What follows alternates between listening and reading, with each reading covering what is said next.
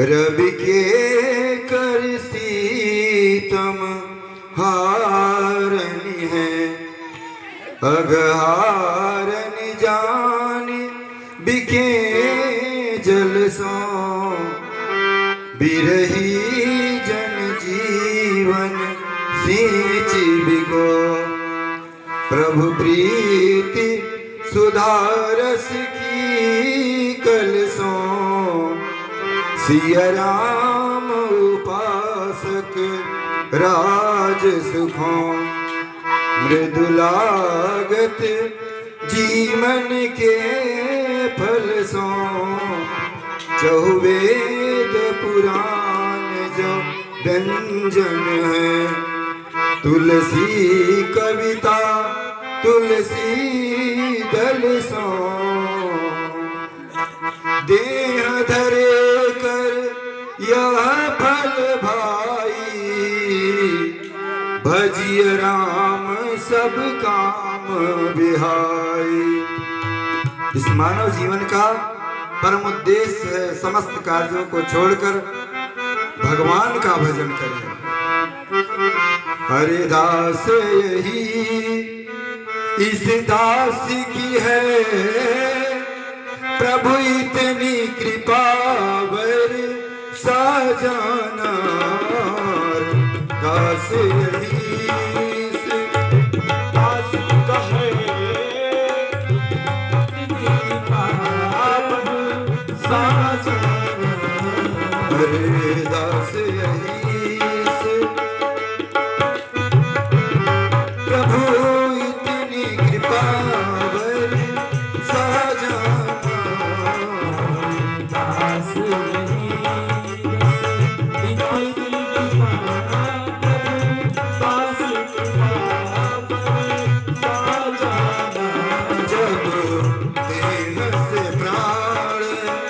निकलने लगे जब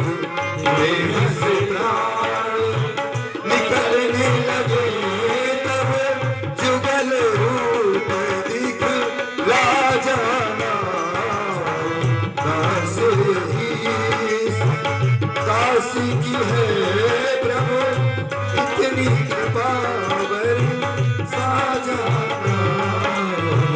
दास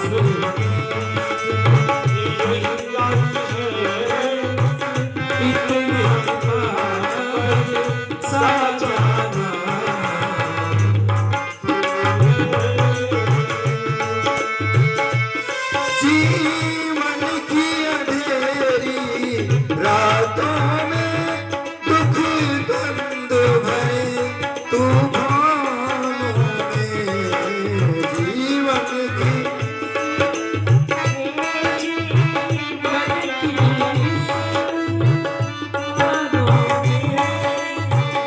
द्वंद भरे तूफानों में, जब राह न कोई सूझ पड़े, राह न कोई सूझ पड़े, विश्वास का दीप जला जाना। राह न कोई सूझ पड़े, पास अरे दास दास की है प्रभु इतनी कृपा बरसा जाना। दास की है प्रभु इतनी बरसा जाना। अभिलाष यही इस दास की है, श्री कृष्ण कथा गुणगान करूं।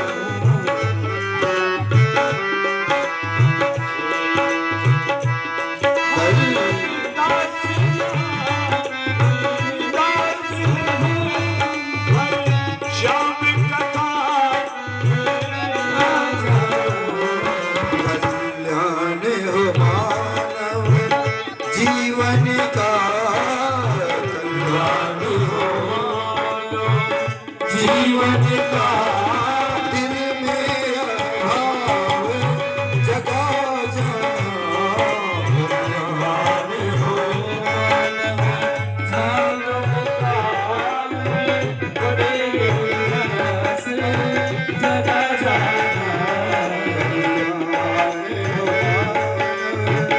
जीवन का दिल में भाव जगा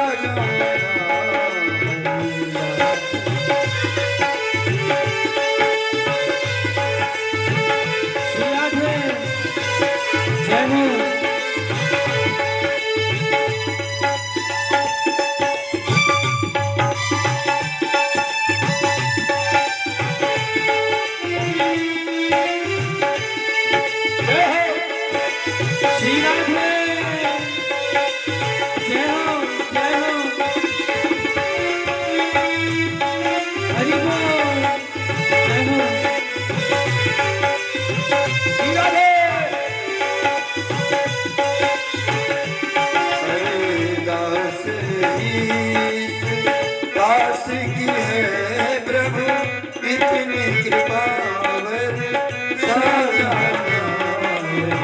दास की है प्रभु इतनी कृपा बरसा जाना। बोलिए वृंदावन बिहारी लाल की जय। कल की कथा में आप लोगों ने श्रवण किया कि मनु महाराज जिनके द्वारा इस सृष्टि प्रक्रिया का विस्तार हुआ, मानव सृष्टि हुई इस पृथ्वी पर, उनके 2 पुत्र और 3 कन्याएं थीं। 2 पुत्र प्रियव्रत और उत्तानपाद, और 3 कन्याएं आकुति, देवहूति और प्रसूति। कल आप सभी लोगों ने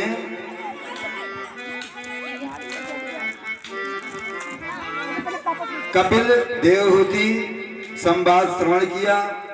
माता देवहूति जो मनु महाराज की दूसरी कन्या थी, इनका विवाह कर्दम ऋषि के साथ हुआ था, जहां कपिल भगवान प्रकट हुए थे और कपिल भगवान ने माता देवहूति को सांख्य शास्त्र का उपदेश किया।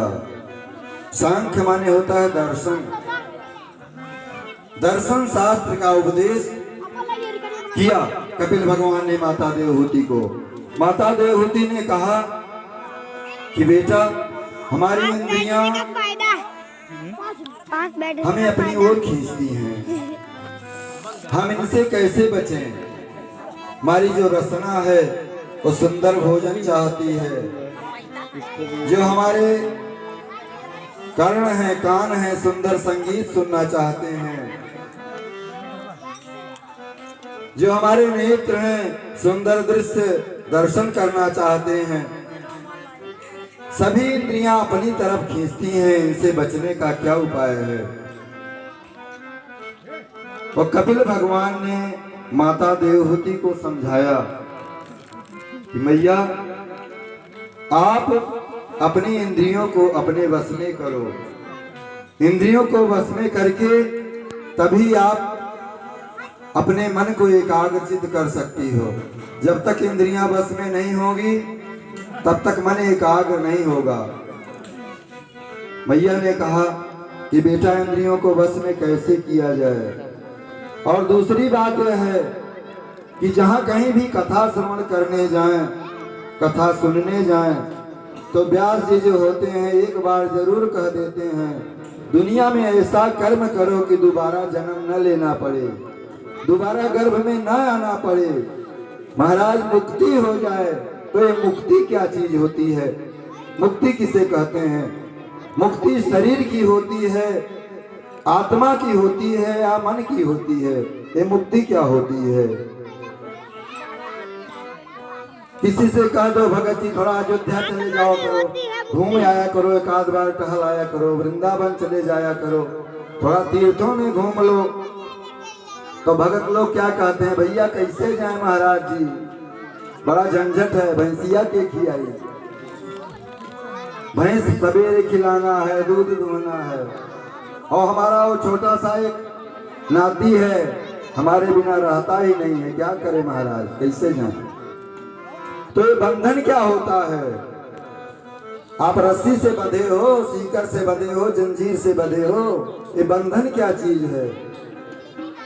बंधन किसका होता है? आत्मा का होता है, मन का होता है या शरीर का होता है? मन को तो कोई बांध नहीं सकता है।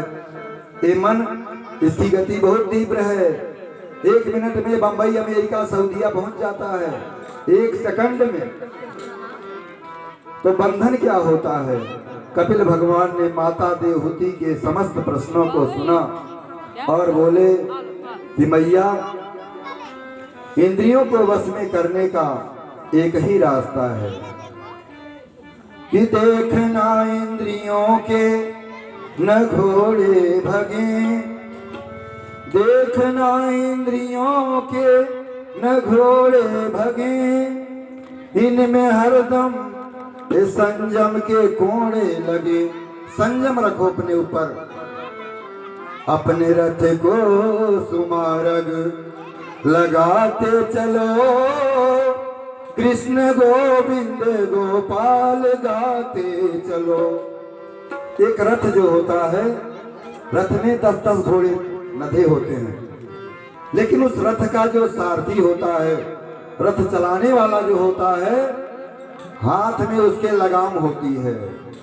वैसे जो शरीर है, इसमें 10 इंद्रियां हैं, और इन 10 इंद्रियों को अपने वश में करने के लिए लगाम आपके हाथ में है। लगाम अपने हाथ में रखो, इंद्रियों को वश में करो, उन्हें स्वतंत्र करके मत छोड़ो, इंद्रियों को भगवान की तरफ मोड़ो। अगर आपकी इंद्री कहती है, मन कहता है हमको बढ़िया रसगुल्ला खाने को मिले, ठीक है, खरीद कर लाओ, भगवान को भोग लगाओ, प्रसाद बन जाएगा, फिर उसमें आसक्ति नहीं होगी। और भैया, ये शरीर की मुक्ति तो कभी होती ही नहीं है, चाहे कितनों लक्स साबुन से नहाओ, कितनों रिक्सोना मलो, कितनों सेंट क्रीम लगाओ, चाहे कोई भैया डॉक्टर साहब हो, चाहे कोई वकील साहब हो, चाहे कोई मास्टर साहब हो, पापा मम्मी कोई भी हो, और साली जी बड़े प्रेम से कहती हैं जीजू जीजा जी, लेकिन इस शरीर की मरने के बाद क्या गति होती है? शरीर जब मर जाता है तो मरने के बाद या तो जला दोगे, एक मुट्ठी राख बन जाएगा, जंगल में फेंक दोगे तो गीदड़ कुत्ते खा जाएंगे, और अगर जमीन में गाड़ दोगे तो सड़ करके कीड़े पड़ जाएंगे, और धीरे धीरे पंच तत्व 5 तत्वों में विलीन हो जाएगा। इस शरीर की कभी मुक्ति होती ही नहीं है। तो फिर आत्मा की मुक्ति होती होगी, तो आत्मा तो मुक्त है हमेशा, आत्मा कभी बंधन में रहता ही नहीं है। तो फिर महाराज मुक्ति किसकी होती है? तो देखिए, जो हमारा यही मन है, यही हमारा मन बंधन और मुक्ति दोनों का कारण है।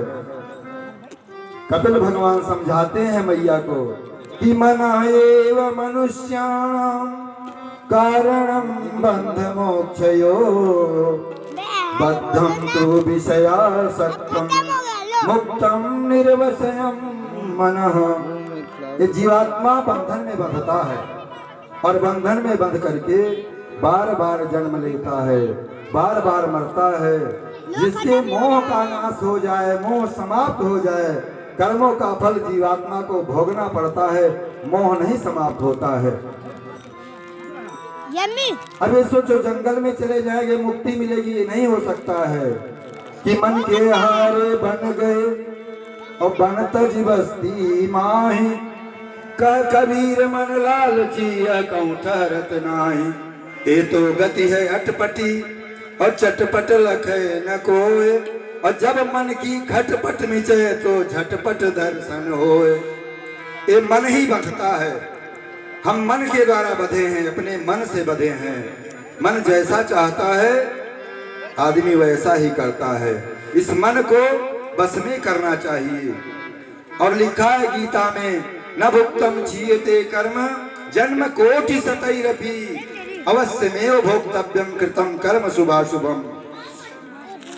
करोड़ों बार जन्म लीजिए, लेकिन आपका कर्म जो है वो कर्म आपके साथ रहेगा, उसको बिना भोगे छुट्टी मिलने ही वाला नहीं है।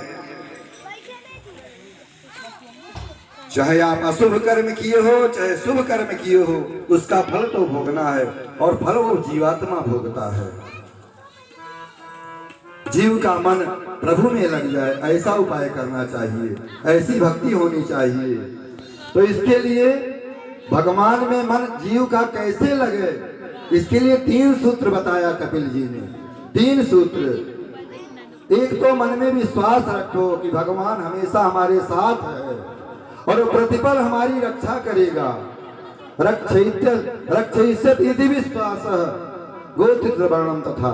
भगवान हर पल हमारे साथ है, हमारी रक्षा करेगा। विश्वास। अब देखिए, ईश्वर हर पल हमारे साथ है और विश्वास से भक्ति मिलती है, और प्रभु पर विश्वास रखना चाहिए। प्रभु कभी भी मंदिर में जाकर हमें नहीं मिल सकते हैं, उन पर विश्वास रखिए। द्रौपदी ने क्या किया? भगवान पर विश्वास किया। जब द्रौपदी का वस्त्र हरण होने लगा, चीर हरण होने लगा, तो सभा में भीष्म पितामह, द्रोणाचार्य, कृपाचार्य, बहुत बड़े बड़े वीर महारथी और 5 पांडव उपस्थित थे। धृतराष्ट्र महाराज जो बड़े दादा थे, गद्दी पर विराजमान थे। लेकिन जब उसका चीर हरण होने लगा द्रौपदी ने, तो भीष्म पितामह की तरफ पुकारा, पितामह आपके देखते ऐसा हो रहा है, गुरु द्रोणाचार्य जी आपके देखते ऐसा हो रहा है। पतियों की तरफ गई, पतियों ने भी सिर नीचे कर लिया, और अंत में द्रौपदी ने दोनों हाथ ऊपर कर दिया कि कृष्ण कृष्ण द्वारिकानाथ गोविंद मम प्रिय।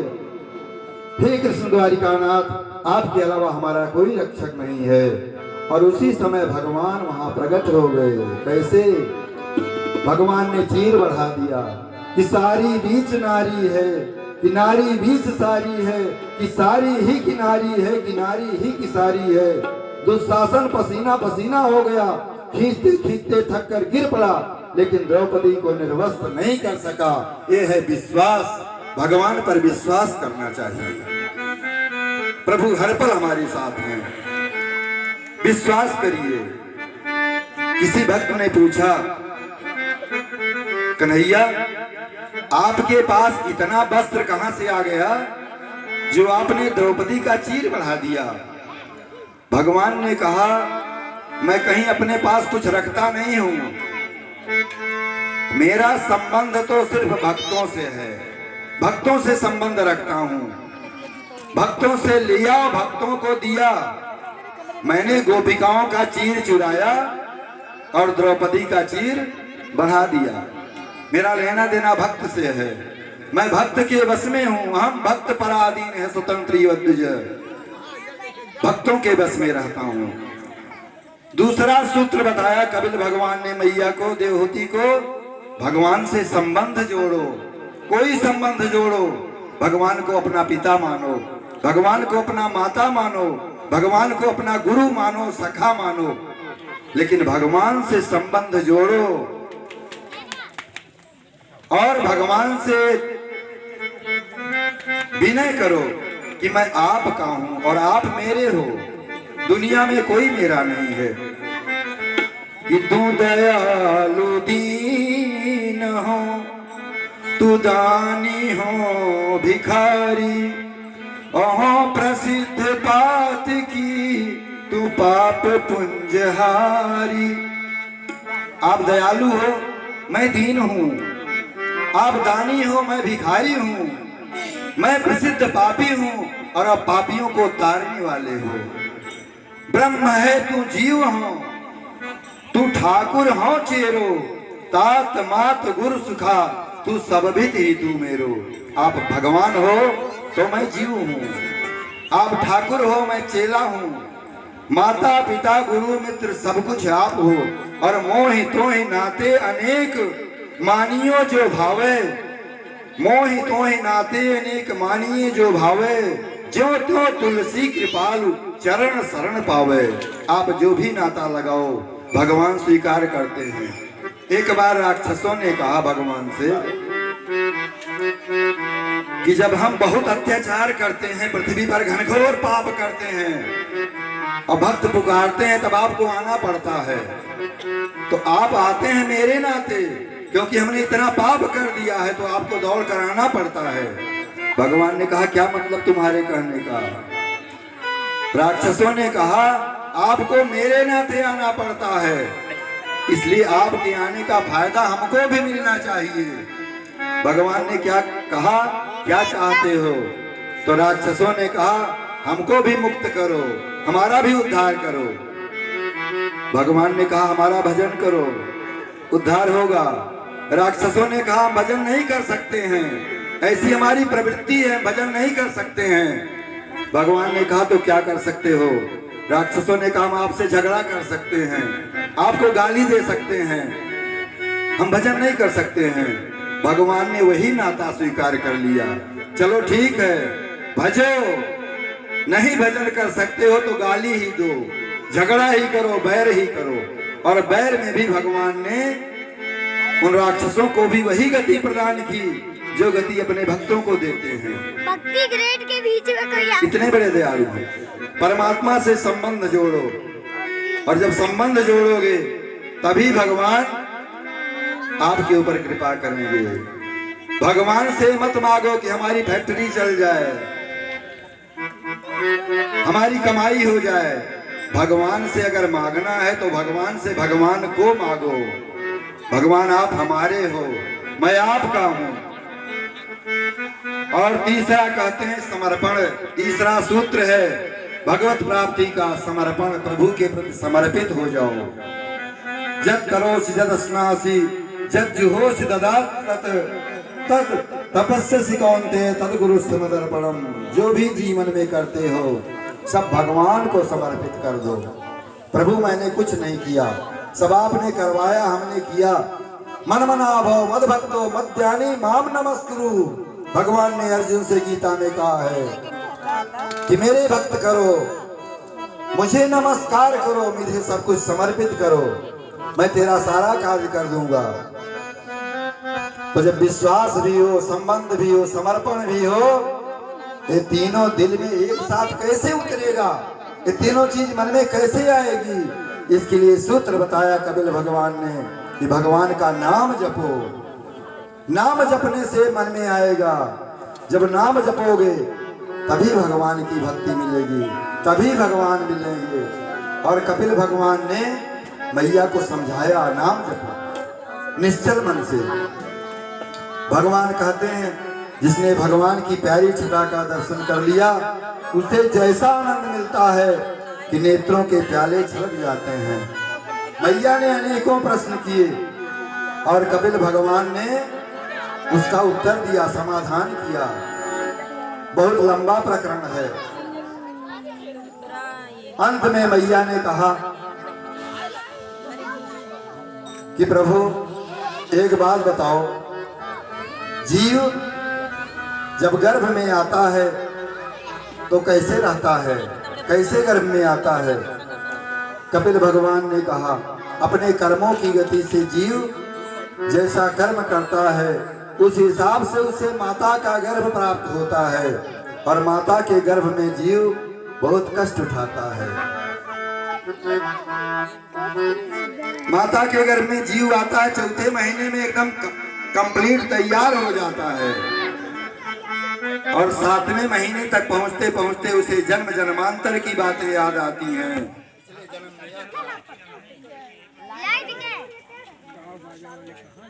तो सारी बातें याद आती हैं। पिछले जन्म में मैं ऐसा कर्म किया, अगले इसके पहले वाले जन्म में मैं यह बना, ऐसा कर्म किया, सब याद करता है।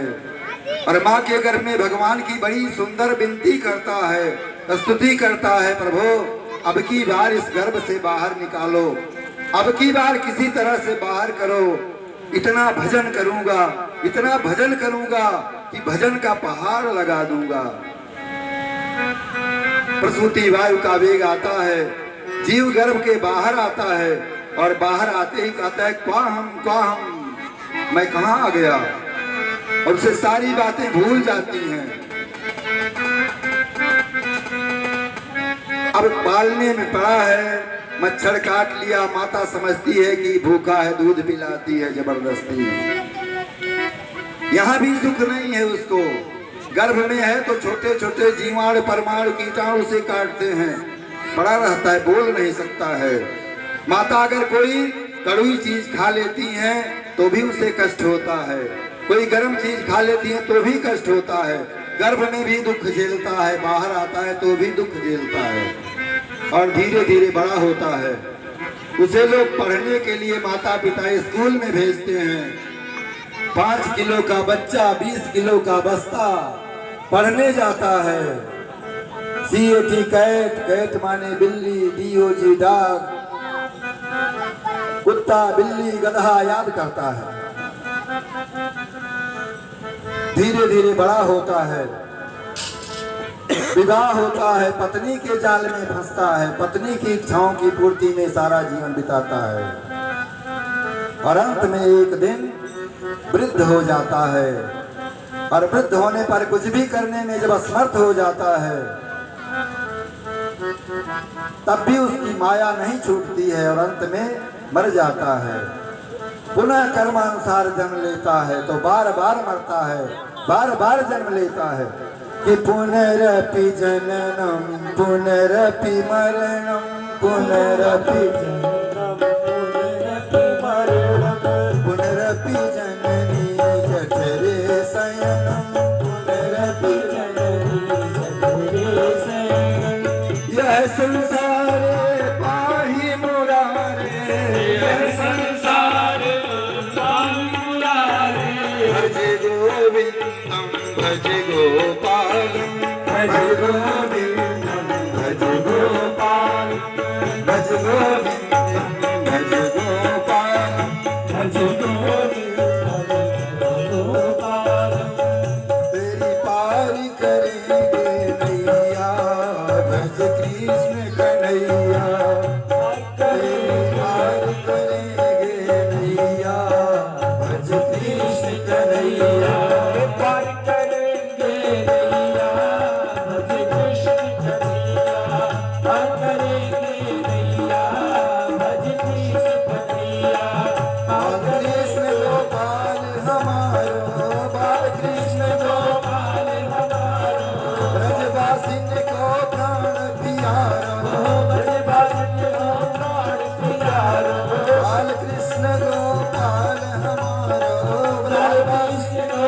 लाल हमारो नंद महल के छैया भज कृष्ण कन्हैया महल के छैया भज कृष्ण कन्हैया पार करेंगे नैया भज कृष्ण कन्हैया पार करेंगे नैया भज कृष्ण कन्हैया बाल बाल संग धेनु चरावे बाल बाल संग धेनु चरावे लूटी लूटी दधि माखन खावे लूटी लूटी दधि माखन खावे माखन चोर कहैया भज कृष्ण कन्हैया पार करेंगे नैया भज कृष्ण कन्हैया पार करेंगे नैया भज कृष्ण कन्हैया पार करेंगे नैया भज कृष्ण कन्हैया पार करेंगे नैया भज कृष्ण कन्हैया।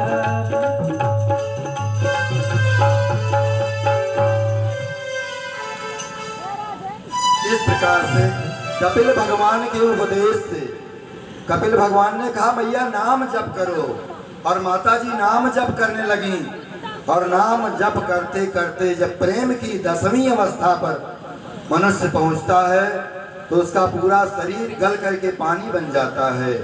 मैया का शरीर गल करके पानी बन गया, वही सिद्धिदा नाम की नदी है। कपिल भगवान ने उस जल को मैया के शरीर के जल को अपने सिर से लगाया, प्रणाम किया और सीधे गंगा सागर क्षेत्र में जाकर के विराजमान हो गए। कपिल भगवान गंगा सागर क्षेत्र में विराजमान हैं, साक्षात भगवान है जिन्होंने मैया को तत्व ज्ञान का उपदेश दिया, दर्शन समझाया, दर्शन का ज्ञान कराया। दर्शन माने होता है दर्पण, जीवन का दर्पण, दर्पण दिखाया उन्होंने। इस प्रकार से कपिल भगवान ने मैया को तत्व ज्ञान का, दर्शन ज्ञान का उपदेश किया है। अब आइए हम आपको श्रवण कराएंगे जो तीसरी कन्या है मनु महाराज की प्रसूति। प्रसूति मैया के 16 कन्याएं थी, हमने आपको कल बताया था। उनमें जो सबसे छोटी थी सती महारानी, उनका नाम बड़े आदर से लिया जाता है क्योंकि सती जी का विवाह शिव जी से हुआ था। सती जी साक्षात जगदम्बा पराम्बा भवानी थी। शिव जी से सती जी का विवाह हुआ था, सती जी शिव के साथ रहती थी। पर जो दक्ष था, दक्ष सती का विवाह शिव जी के साथ नहीं करना चाहता था क्योंकि शिव जी का जो वेश है अमंगल है। शरीर पर मुर्दे की राख, गले में सर्पों की माला, मुंड माला, जटा, निर्वस्त्र दिगंबर। तो दक्ष को ये अच्छा नहीं लगता था कि हमारी सुकुमार कन्या ऐसे व्यक्ति के साथ में ब्याही जाए, तो वो नहीं चाहता था। लेकिन ब्रह्मा जी के समझाने से उसने सती जी का विवाह कर दिया था शिव जी के साथ में। एक बार शिव जी सती जी को साथ में लेकर के काकभुसुंडी के आश्रम में कथा श्रवण करने के लिए गए। देखिए समस्त कथा शिव जी ने ही बनाई है, रचयिता शिव जी हैं, लेकिन कहीं अगर कथा होती है तो बड़े प्रेम से सुनने जाते हैं। काकभुसुंडी जी कथा सुनाते हैं और शिव जी उनके चरणों में बैठकर कथा सुनते हैं बड़े भाव से। शिव जी राम जी की कथा बड़े प्रेम से सुनते हैं कि एक बार त्रेता युग माही, एक बार त्रेता युग माही, एक बार त्रेता युग माही।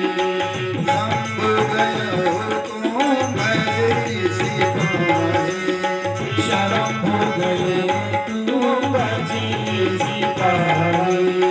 राम कथा मुनिवर बखानी, राम कथा मुनिवर बखानी। सुनी महेश परम सुख मानी, सुनी महेश परम सुख जानी। देखिए लिखा है एक बार त्रेता जुग माही शंभु गए कुंभज रिश्माही। त्रेता युग में जब भगवान राम ने अवतार लिया था, शंभु 2 अक्षर का नाम है, शिव जी का नाम शंभु। कथा श्रवण करने के लिए गए और कथा बड़े मन से सुने। शिव जी कथा के बड़े प्रेमी हैं, बड़े मन से सुने। लेकिन सती जी जो गई हैं साथ में, दक्ष की पुत्री हैं। दक्ष महाराज अभिमानी थे, तो पुत्री के ऊपर भी कुछ उसका असर है दक्ष का। इसलिए वो अपने मन में सोचती हैं कि भोले बाबा एक आकर के आश्रम में कथा श्रवण करते हैं इन लोगों से। ये तो खुद इतने बड़े ज्ञानी हैं, सब कुछ जानते हैं, उसके बाद इनसे कथा सुनते हैं। तो सती जी के अंदर वो भाव नहीं आया। कथा जब श्रवण करते हैं तो वक्ता के प्रति श्रद्धा का भाव होना चाहिए। श्रद्धा नहीं है तो कथा समझ में नहीं आएगी। सती जी के अंदर कोई श्रद्धा नहीं थी, लेकिन कथा किसने सुना? सुनी महेश। शिव जी ने बड़े प्रेम से कथा सुना, इसलिए शिव जी का नाम 2 अक्षर से 3 अक्षर का हो गया, सुनी महेश। शंभु गए कुंभज रिश्माही कहा गया था, हुआ सुनी महेश। 3 अक्षर का इनका नाम हो गया, इनकी उपाधि पद बढ़ गया और कथा श्रवण करके वापस हुए अपने आश्रम को। तो वापस आश्रम में आते हैं तो शिव जी भगवान के ध्यान में मस्त हैं। शिव जी सोचते हैं कि जिन भगवान श्री राम की कथा हमने श्रवण की है, कहीं उनका दर्शन प्राप्त हो जाता तो कितना अच्छा था। इस प्रकार से मन में विचार करते हुए मुनि से विदा कर लेते हैं और मन में अभिलाषा रहती है कि राम जी का दर्शन मिल जाए, कथा श्रवण के दर्शन मिल जाए तो कितना अच्छा हो। तो मुनि संग विदा लीन त्रिपुरारी, चले संग लय दक्ष कुमारी। सती जी का नाम खत्म हो गया, क्योंकि कथा उन्होंने श्रद्धा से नहीं सुना। उनका नाम हो गया दक्ष कुमारी, दक्ष की बेटी। कितना फर्क पड़ा। और शिव जी मन में सोच रहे हैं भगवान का दर्शन हो जाए। अखियां हरि दर्शन की प्यासी, अखियां हरि दर्शन की प्यासी।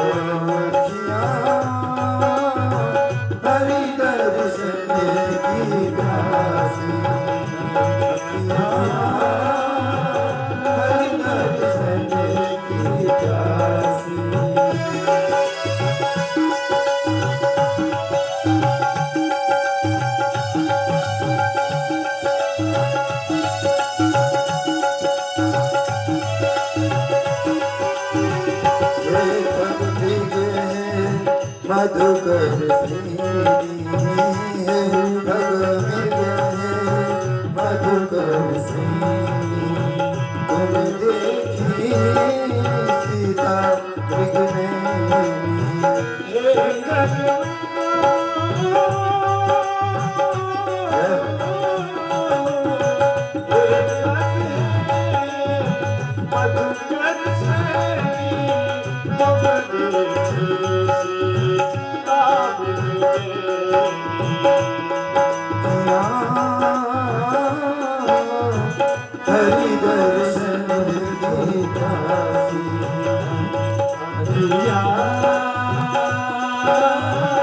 हरि दर्शन हरि दर्शन रामचंद्र भगवान की। जिस समय शिव जी कथा सुन करके कुंभज ऋषि के आश्रम से चले तो त्रेता युग था।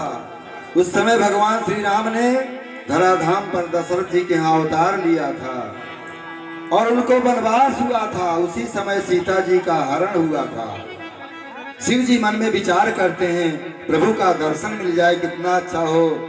और भगवान श्री राम सीता के हरण के बाद सीता जी को खोज रहे थे जंगल में। दूर से ही देखा बोले भोले बाबा ने, और भोले बाबा ने दूर से ही देखकर प्रभु श्री राम के चरणों में प्रणाम किया। जय हो सच्चिदानंद, जय हो। सती जी ने कहा आप किसे सच्चिदानंद कह रहे हैं?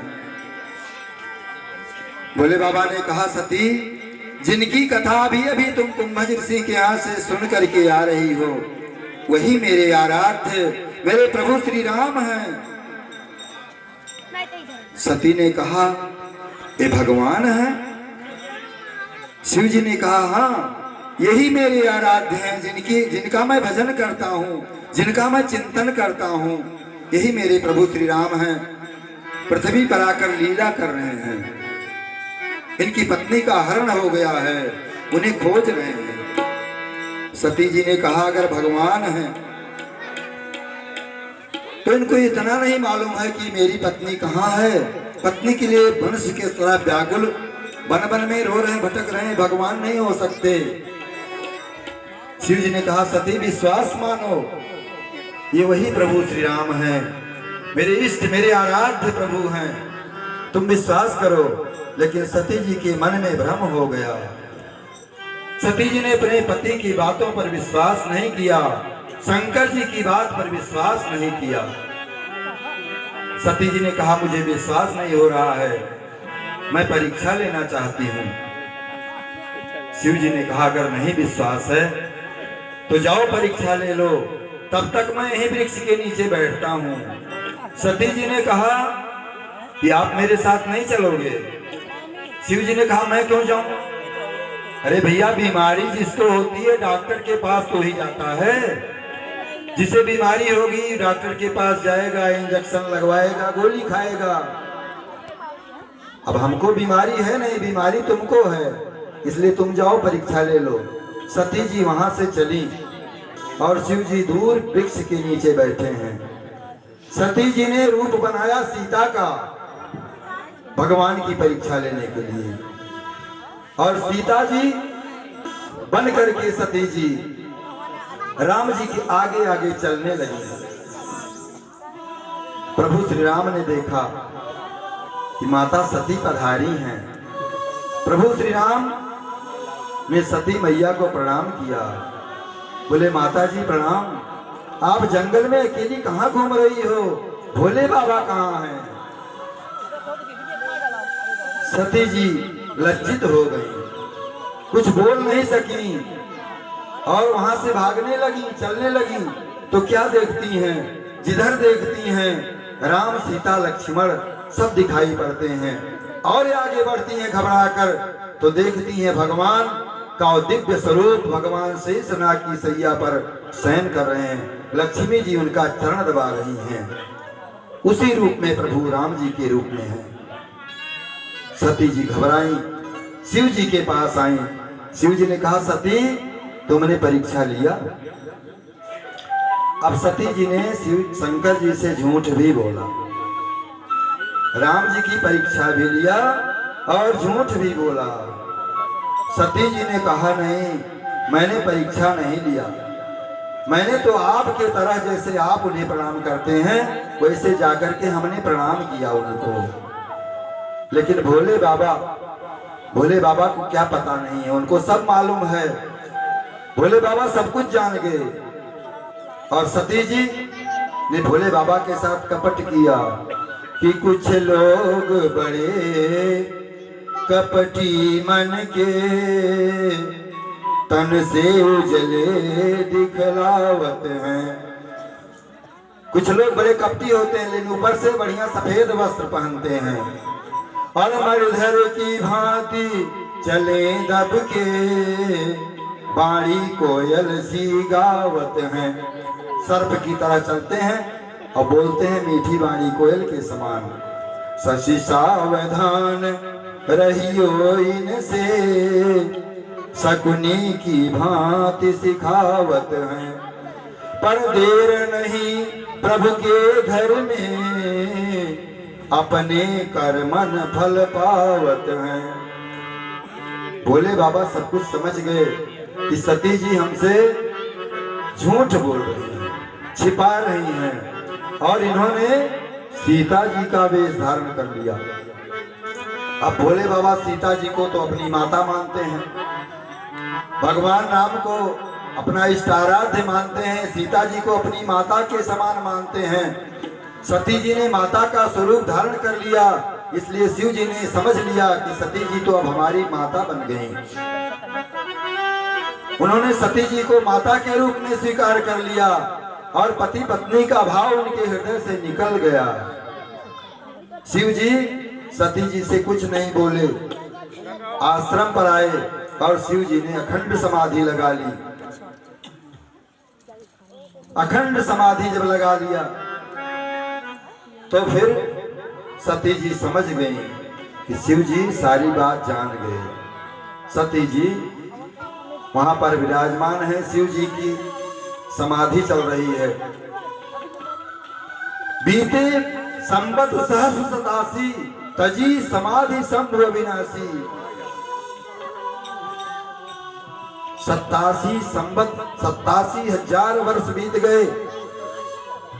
शिव जी ने अपनी समाधि खोली, नेत्र खोले और अपने सामने सती जी को आसन दिया। बगल में आसन नहीं दिया, सामने बैठाया। उसी समय दक्ष ने एक विशाल यज्ञ का आयोजन किया।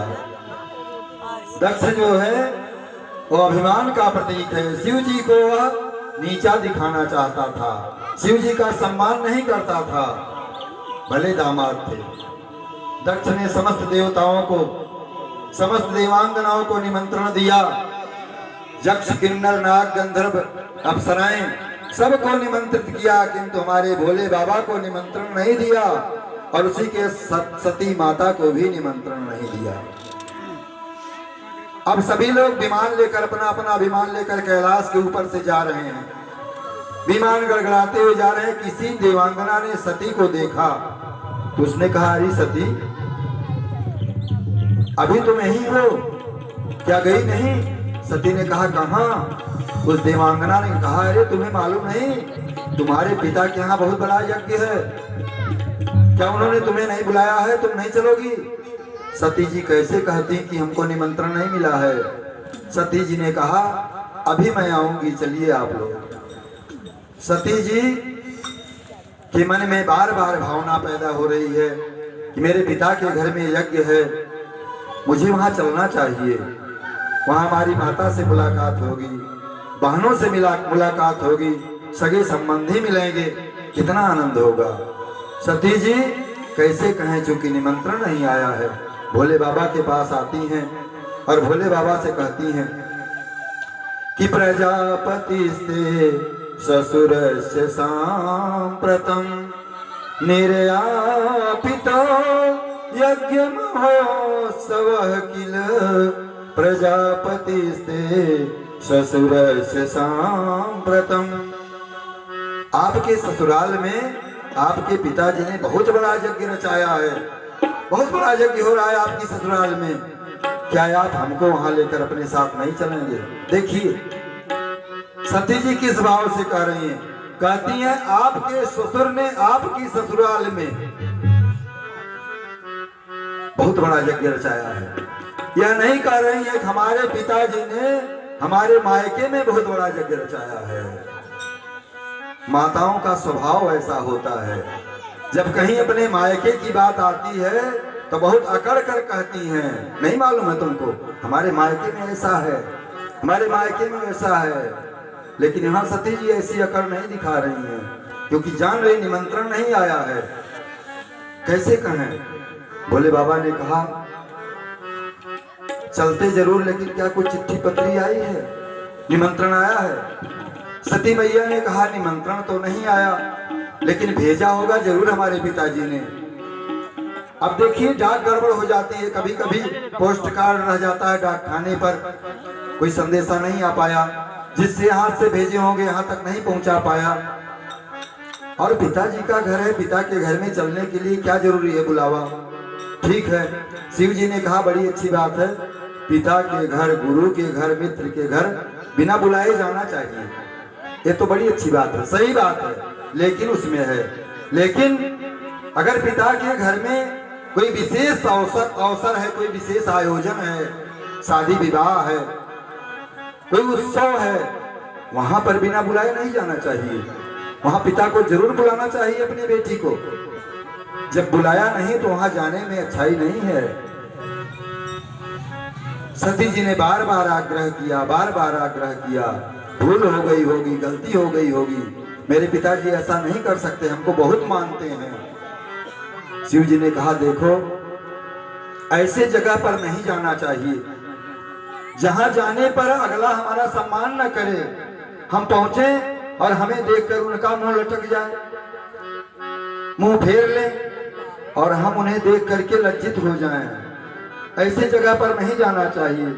कि आवत ही हर से नहीं नैनन नहीं स्नेह, तुलसी वहां न जाइए चाहे कंचन बरसे में, चाहे एक बार सोना बरसे, ऐसे जगह पर नहीं जाना चाहिए जहां स्नेह न मिले, प्रेम न मिले। सती मैया बड़े दुविधा में है, बार बार घर में जाती हैं, बार बार अंदर आती हैं, बार बार बाहर आती हैं, भोले बाबा की सिफारिश करती हैं, लेकिन जब देखती हैं कि भोले बाबा टस से मस जाने वाले नहीं हैं, तो कहती हैं ऐसा करिए आप हमको भेज दीजिए, हम जाएंगे, पिताजी हमें देखकर दौड़ करके हमें गले से लगा लेंगे, हमारा सम्मान करेंगे और पिताजी आपको भी बुला लेंगे। मैं जब उनसे कहूंगी आपने निमंत्रण नहीं दिया, कान पकड़ लेंगे, क्षमा मांगेंगे हमसे, बेटी भूल हो गई। शिव जी ने जान लिया कि सती जी के मन में जो भाव है, जो विचार है, इससे कुछ अनर्थ होने वाला है। मना नहीं कर सके, अपने कुछ गणों को आदेश दिया जाओ सती के साथ। सती जी वहां से आई, 10 कदम जाती हैं, फिर घूम करके आती हैं, फिर से कहती हैं भोले बाबा से बार बार निष्क्रामती निर्वस्ती दुधासा, एक ही सती दो रूप में दिखाई पड़ती हैं। पर जब भोले बाबा नहीं आते हैं तो चली जाती हैं।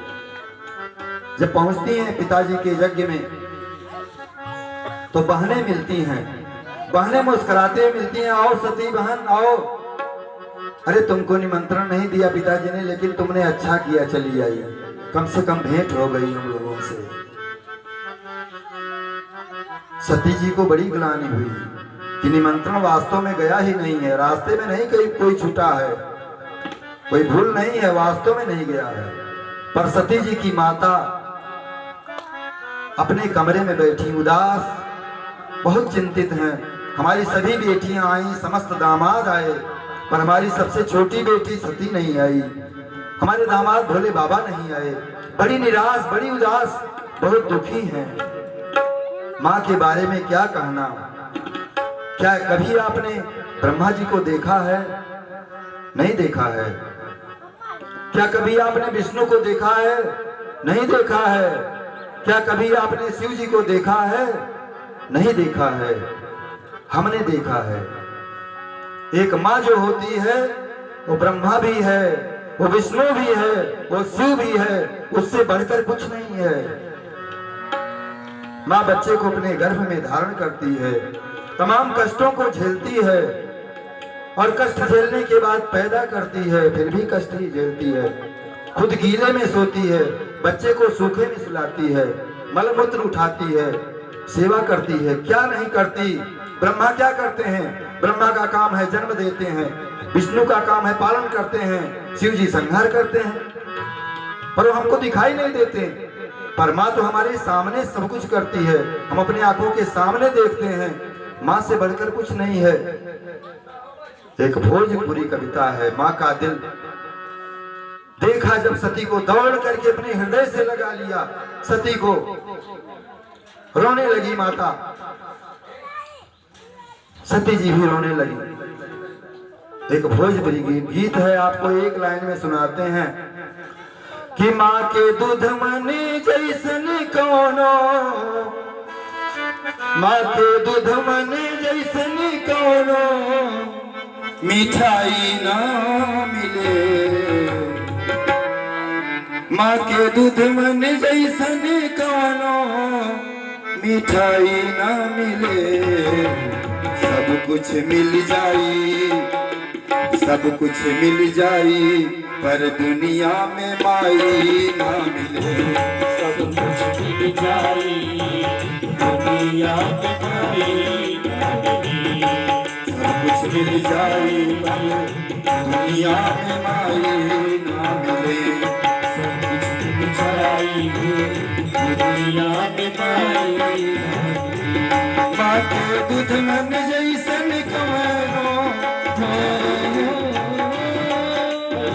मन जैसे कौनो मिठाई मिल जाई, दुनिया में माई ना मिले। सब कुछ मिल जाई, पर दुनिया में माई ना मिले। दुनिया में के होई, लेके पेट में बोझा ढोई, ऐसा दुनिया में के होई, लेके पेट में बोझा ढोई। दुख से तनिको ना घबराई, दुख से तनिको ना घबराई, दुखवा हंसी हंस के सह जाई, दुखवा हंसी हंसी के सह जाई। ऐसन करे वाला दुनिया में, वाला दुनिया में भलाई ना मिले। दुनिया में माई ना मिले। सब कुछ मिल जाई, पर दुनिया में माई ना मिले। सब कुछ मिल जाई, दुनिया में माई ना मिले। ऐसन करे वाला कवनो, ऐसन करे वाला कवनो भलाई ना मिले। सब कुछ मिल जाई, पर दुनिया में माई ना मिले। सब कुछ मिल जाई, पर दुनिया में माई ना मिले। सब कुछ मिल जाई, दुनिया में माई ना मिले।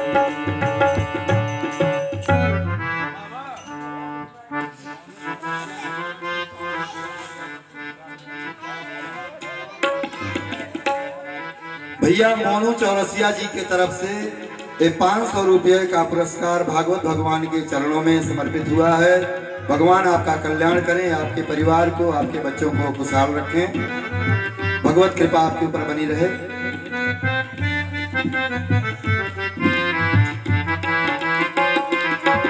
सती जी से माता जी आदर से मिली, सादर भले मिली एक माता, बहनी मिली बहुत मुस्काता।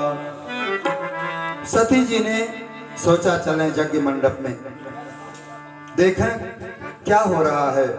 सती जी यज्ञ मंडप में गई तो वहां समस्त देवताओं का भाग लगा था, सबको हिस्सा मिला था, पर शिव जी का कहीं भी हिस्सा नहीं लगा था। कतहु न दीख शंभु कर भागा। कहीं भी शिव जी का स्थान सती जी को उस यज्ञ में नहीं दिखाई पड़ा, इसलिए सती जी क्रोधित हो गई और दक्ष को उन्होंने बहुत जोर से ललकारा। दक्ष ने तो सती को देखकर मुख फेर लिया था और मना कर दिया था, सती अगर आवे या वो शंकर आवे, कोई उठकर उसका सम्मान मत करना। सती जी ने दक्ष को बहुत फटकार लगाई। मेरा दुर्भाग्य है कि मैं तुम्हारे बेटी के रूप में मैंने जन्म लिया। शंकर जी का, शिव जी का आप अपमान करते हो, जिसकी दुनिया पूजा करती है, इतने भोले भाले देवता, उनका आपने अपमान किया। इसलिए मैं आपके शरीर से उत्पन्न इस शरीर को अब मैं नहीं धारण करूंगी, क्योंकि जब मैं यहाँ से वापस जाऊंगी और भोले बाबा प्रेम से हमसे कहेंगे कहो सती दक्ष कुमारी, मैं कौन सा मुख उनको दिखाऊंगी। बार बार उन्होंने हमको आने से रोका, मना किया, पर मैं नहीं मानी।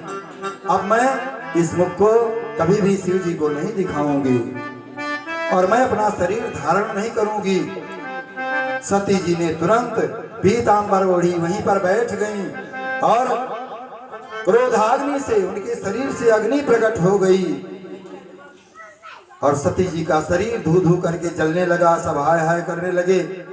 सती जी के साथ में जो गण गए थे, सब गणों ने यज्ञ को विध्वंस करना चाहा, तो जो भृगुवाद ऋषि थे सबने अब मंत्र जल मार करके सबको भगा दिया। इधर नारद जी ने दौड़ लगाई, सती जी जलकर भस्म हो गई। सती जी कोई साधारण स्त्री नहीं है, जगत जननी जगदम्बा है। नारद जी ने दौड़ लगाई, शिव जी को सारी बात बताई और शिव जी ने ज्यों ही सुना कि सती जगह में जल गई तो शिव जी क्रोधित हो गए। करालम महाकाल कालम कृपालम, विकराल रूप धारण कर लिया शिव जी ने, पर अपने शरीर से एक जटा उखाड़ कर पटकी तो बस वीरभद्र प्रकट हो गए।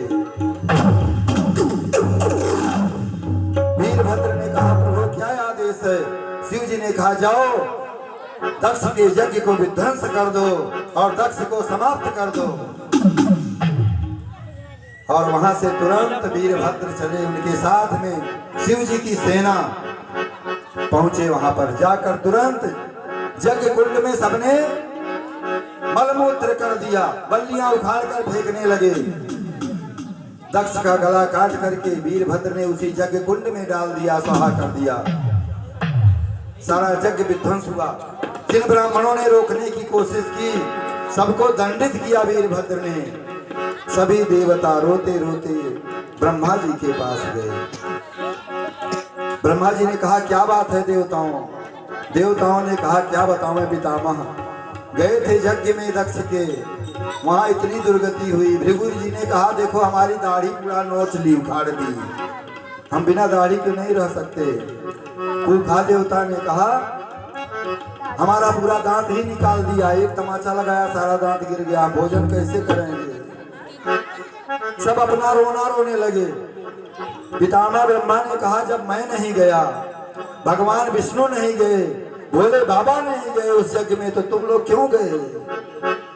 तुम लोगों ने अपराध किया है। देवताओं ने कहा कि भगवान अब की खाई खाई आगे खाई राम दुहाई, कान पकड़ते हैं, ऐसी गलती जीवन में नहीं करेंगे।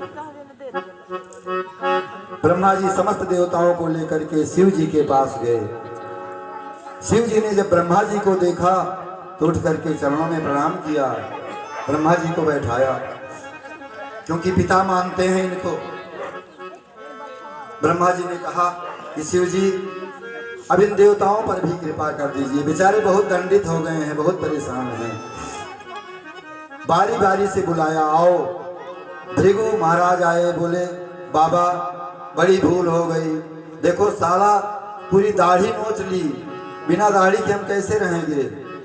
भोले बाबा ने कहा चलो ठीक है, पूरी दाढ़ी नहीं मिलेगी लेकिन थोड़ा सा यहाँ मिलेगा, थोड़ा सा, जैसे फ्रेंच कट रोल खाते हैं। भृगु जी ने कहा चलो उससे काम चल जाएगा। भूखा ने कहा सारी दंतावली निकाल दी, कैसे भोजन करेंगे। भोले बाबा ने कहा सत्तू घोर घोर कर पियो, बुढ़ापा आ गया क्या करोगे दांत। सत्तू घोर कर पियो।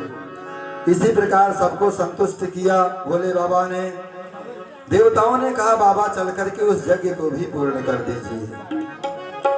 शिव जी ने कहा उस यज्ञ में क्या करने के लिए हम जाएं, हमको हिस्सा मिलने वाला नहीं है, फिर हम क्यों जाएं। सबने बड़ी विनती की तो भोले बाबा ने जाकर के उस यज्ञ को पूर्ण कराया। भोले बाबा ने कहा पहले जजमान को बुलाओ। सबने कहा जजमान कहाँ है, उनका तो सिर काट करके वीरभद्र जी ने हवन कुंड में स्वाहा कर दिया, शरीर उधर पड़ा है धड़। तो भोले बाबा ने एक बकरे का सिर कटवा करके मंगवाया और दक्ष के धड़ से जोड़ा और दक्ष को पुनः जीवित कर दिया। अब पूरा शरीर मनुष्य का है और सिर बकरे का है, तो शुद्ध आवाज तो नहीं निकलेगी, बकरा कैसे बोलता है। तो ही बम बम बम बम करते हैं, तो बम बम बम बम करने से शिव जी को हंसी आ गई। इसीलिए शिव जी के जो भक्त हैं जब शिव जी को जल चढ़ाते हैं तो बम बम बम बम करते हैं। जब बम बम बम बम करते हैं तो शिव जी को अपने ससुर जी की याद आ जाती है और शिव जी प्रसन्न हो जाते हैं। इस प्रकार से दक्ष को जब जीवित किया तो दक्ष ने भोले बाबा की बड़ी भावभीनी स्तुति की। प्रभु हमने बहुत अपराध किया जीवन में, हम आपको पहचान नहीं सके, अहंकार में डूबे रहे, आप हमें क्षमा कर दो। भगवान नारायण प्रकट हो गए। भगवान ने कहा दक्ष जहां शिव नहीं वहां मैं नहीं, और बिना मेरे यज्ञ कैसे संपूर्ण कर सकते थे तुमने शिव का अपमान किया। बार बार दक्ष ने क्षमा याचना की और इस प्रकार दक्ष का यज्ञ संपन्न हुआ। इधर सती जी ने मरते समय ही वरदान मांगा था,